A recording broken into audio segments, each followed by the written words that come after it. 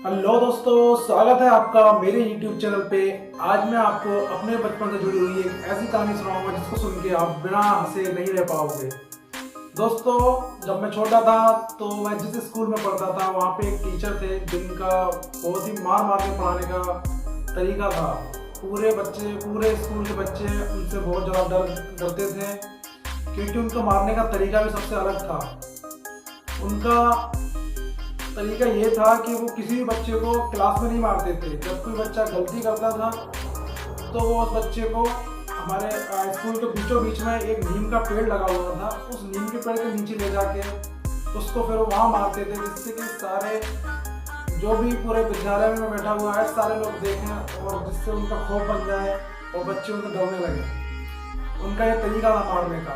और दूसरा, वो जिस बच्चे को मारना होता था उस बच्चे को घर से सोच के आते थे कि आज मैं इस बच्चे को मारूंगा, चाहे कुछ भी करूंगा।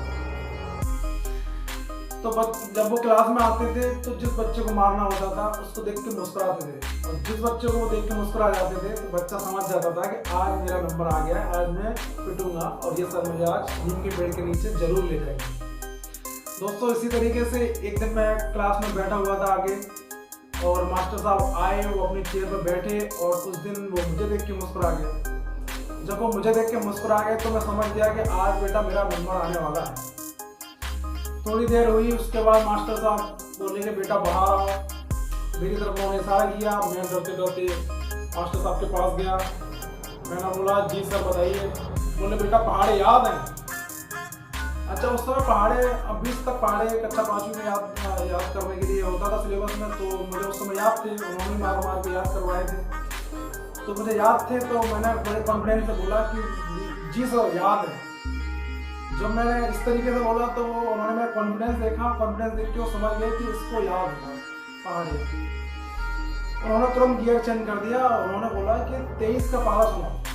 मैंने कहा सर 23 का तो नहीं याद है मुझे। बोले चलो नीम के नीचे। फिर वो मुझे नीम के नीचे ले गए और फिर वहाँ जाकर उन्होंने मेरी खूब मरम्मत की।